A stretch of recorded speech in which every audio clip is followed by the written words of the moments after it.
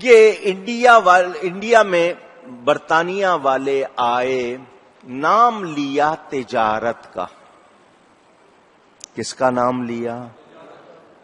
ایک بار اور، تجارت کا۔ ایسٹ انڈیا کمپنی، یہ نام انگریز کی ایک بات ہے کہ وہ جو کرتا ہے وہ لکھتا ضرور ہے۔ ریکارڈ سارا آج بھی موجود ہے، کب آئے، کون آئے، کیا کیا، یہ لکھ دیتے ہیں، وہ لکھا ہوا موجود ہے، کوئی یہ بات نہیں، بنائی ہوئی بات نہیں ہے۔ مقصد کیا تھا؟ تجارت کے بہانے جاؤ اور دیکھو کہ اس ملک پر قبضہ کیسے کیا جائے۔ مسلمان حکمران ہے، بہت بڑی آبادی ہے، دنیا کا بڑا ملک ہے، بہت آبادی ہے، بہت کچھ ہے، ان لوگوں سے مقابلہ کیسے کیا جائے گا، ان کو کیسے اپنے قابو میں کیا جائے، جاؤ اور دیکھ کر آؤ۔ پہلا گروپ آیا، اس نے آ کر دیکھا تو جا کر جو رپورٹ لکھی وہ یہ کہ مسلمانوں میں بڑی بڑی آبادیاں بھی ہیں، چھوٹی آبادیاں بھی ہیں، امیر بھی ہیں، غریب بھی ہیں، ان میں دو باتیں ہیں، جب تک یہ دو باتیں ان میں رہیں گی تم ان پر قابو نہیں پا سکتے۔ کہ کیا دو باتیں ہیں؟ کہ پہلی بات تو یہ ہے کہ ان میں جذبہ جہاد ہے، موت سے پیار کرتے ہیں، موت سے ڈرتے نہیں، موت سے پیار کرتے ہیں، اللہ کی راہ میں جان دینے کو زندگی سمجھتے ہیں۔ تو جو قوم مرنے مارنے پر تلی ہوئی ہو، اپنی جان خود قربان کرنے پہ تلی ہوئی ہو، اس کو تم کیا ہراؤ گے؟ موت سے تو وہ ڈرتے ہی نہیں ہیں، ان کو موت کا ڈر ہی نہیں ہے۔ تو ایسے لوگوں پر کیسے قابو پاؤ گے؟ تو ان میں سے اگر جذبہ جہاد نکال سکتے ہو تو بات کرو، ورنہ یہ تو موت سے خود پیار کرتے ہیں۔ بھئی آدمی کو ڈر مرنے کا ہی ہوتا ہے نا، کہ میں مر جاؤں گا، تو وہ تو مرنا چاہتے ہیں، اللہ کی راہ میں جان دینے کو بہت عزت سمجھتے ہیں۔ دوسری بات یہ کہ یہ اپنے نبی سے بہت پیار کرتے ہیں، اپنے نبی کے لیے جان مال سب کچھ قربان کر دینے کے لیے تیار رہتے ہیں، ان کا نام چومتے ہیں، ان پہ درود و سلام بھیجتے ہیں، ان کا ذکر سنتے ہیں، روتے ہیں۔ یہ دو چیزیں ہیں، عشق رسول ہے اور جذبہ جہاد ہے، یہ ختم کرو۔ پہلی رپورٹ آ گئی، دوسرا گروپ بھیجا کہ یہ تو پتا چل گیا ہے کہ کیا کرنا ہے، اب دوسرا گروپ جائے اور بتائے کہ یہ کیسے کیا جائے، یہ دونوں چیزیں کیسے ختم کی جائیں مسلمانوں سے، مسلمانوں کی حکومت۔ دوسرا گروپ آیا، وہی تجارت کا بہانہ، وہی باتیں، انہوں نے آ کر یہ دیکھنا تھا کہ یہ کام کیسے کیا جائے۔ وہ آئے، انہوں نے رپورٹ لکھی کہ یہ کام 2 آدمی کریں گے۔ کتنے؟ 2 آدمی۔ کون؟ پیر اور مولوی۔ پیر اور مولوی، جو ان کے صوفی ہیں ان کو یہ پیر کہتے ہیں، جو پڑھاتے ہیں ان کو یہ مولوی کہتے ہیں۔ 5 وقت روزانہ ہر شخص مسجد میں جاتا ہے مولوی کے پاس، جو وہ کہتا ہے مانتے ہیں۔ پیر صاحب حکم دے دیں تو کسی کی مجال نہیں آگے سے کچھ کرے، تو پیر اور مولوی یہ کام کر سکتے ہیں، ان دونوں کو خرید لو تو تمہارا کام ہو جائے گا۔ رپورٹ چلی گئی، پتا چل گیا کیا کرنا ہے، کیسے کرنا ہے۔ ان کا جی ان مولویوں پیروں کی کمزوری تلاش کرو، ان کی کیا کمزوری ہے، ان پر کیسے قابو پایا جائے۔ کہ ان کے پاس پیسے نہیں ہوتے، مسجد کے حجروں میں رہ لیتے ہیں، روکھا سوکھا کھا لیتے ہیں، فاقے بھی کر لیتے ہیں، مال نہیں ہوتا ان کے پاس، تنگ دستی میں بسر کرتے ہیں۔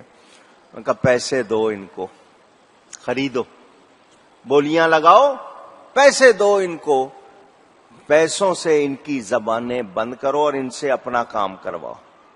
ان سے کہو اب ہماری بولی بولیں۔ یہ بات آ گئی، چنانچہ علماء سے ملاقاتیں شروع ہوئیں، پیروں سے ملاقاتیں شروع ہوئیں۔ جن پیروں نے مولویوں نے ملاقاتیں کی اس کی رپورٹ بھی انہوں نے لکھی ہوئی ہے، کس کس کے پاس گئے۔ مسجد میں بیٹھا ہوں، جمعے کا دن ہے، ممبر پر بیٹھا ہوں، آپ کو دعوے کے ساتھ کہہ رہا ہوں ایک سنی نہیں بکا، ایک سنی نہیں بکا۔ لوگ بکے، کون بکے؟ ان کو شمس العلماء کے خطاب ملے، بڑے بڑے خطاب، ٹائٹل، القاب۔ شمس العلماء، سر کا لفظ ساتھ لکھا گیا، شمس العلماء کا ان کو ٹائٹل، لقب دیا گیا، جاگیریں دی گئیں، زمینیں دی گئیں۔ اس زمانے میں جبکہ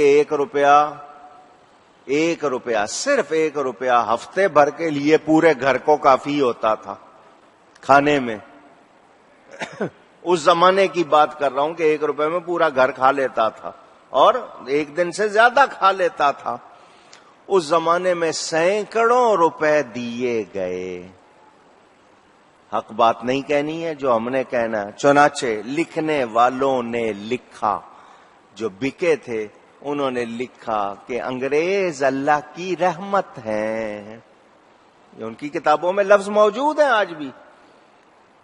بکے ہوئے تھے، جب کہتے ہیں نا جس کا کھانا اسی کا گانا مشہور ہے، انہوں نے کھایا، لکھا ان کے لیے۔ اس دور میں ان کو کہا گیا کہ اب تم نے ہمارا کام کرنا ہے، بتاؤ کیسے کرنا ہے۔ انہوں نے کہا بات یہ جذبہ جہاد ہم میں ہے، جہاد کا حکم قرآن میں ہے،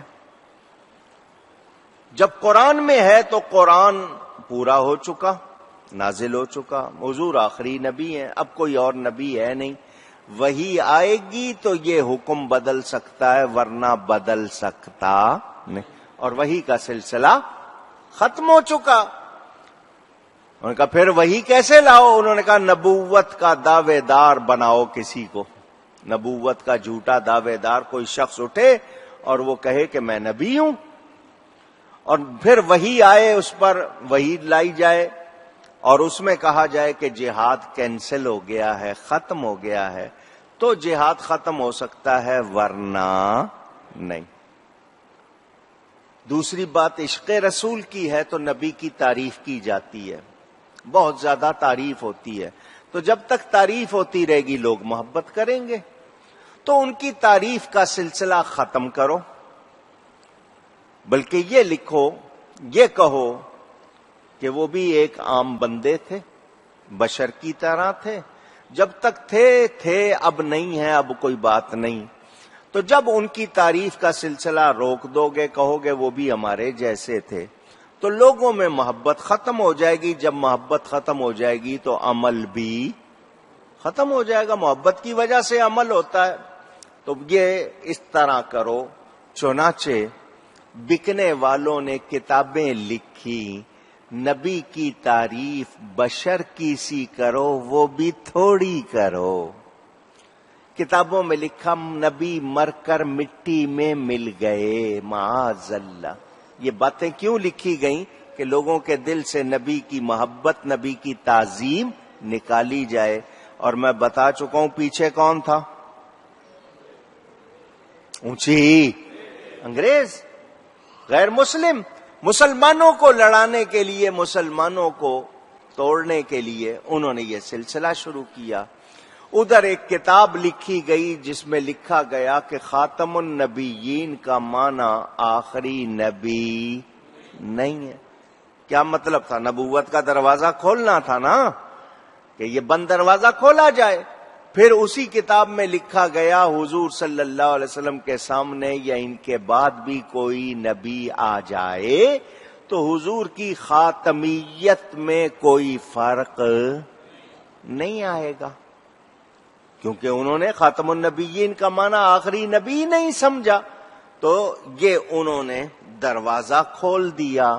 ادھر کتاب لکھی گئی جس کا نام تقویت الایمان رکھا گیا، ایمان کو قوت دینے والی، حالانکہ اس میں سے ایک نقطہ نکال دیں، قاف کی جگہ فے بنا دیں، تفویۃ الایمان، ایمان کو اٹھا دینے والی کتاب، فوت کر دینے والی کتاب، اس میں نبی کے لیے چوڑے چمار کا لفظ لکھا گیا۔ برداشت ہوگا؟ پوچھ رہا ہوں، مگر لکھا گیا۔ اور جیسے گاؤں کا چودھری ویسے امت میں نبی۔ حضور صلی اللہ علیہ وسلم کے لیے کتنے غلط الفاظ لکھے، کہ بڑے بھائی، ان کی تعظیم بڑے بھائی کسی کرو، اس سے زیادہ نہ کرو، یہاں تک لکھا گیا۔ ادھر نبوت کا دروازہ کھولنے کے لیے باتیں ہو گئیں، پیسے جب لوگوں کو مل گئے تو انہوں نے دیکھا یہ مولوی بک رہے ہیں، پیر بک رہے ہیں، جو بکنے والے تھے وہ بکے، انہوں نے کہا ہمارا کام آسان ہو گیا۔ انہوں نے نبوت کا جھوٹا دعوے دار مرزا قادیانی کھڑا کر دیا۔ بہاولپور کی عدالت میں مقدمہ ہوا تھا، ایک عورت اور مرد دونوں میں سے ایک قادیانی ہو گیا تھا کہ کسی نے مقدمہ داخل کر دیا کہ یہ نکاح درست نہیں ہے، اس پر مقدمہ ہوا، اس کی رپورٹ 3 جلدوں میں چھپی ہوئی مل جاتی ہے، اس کو پڑھ لینا۔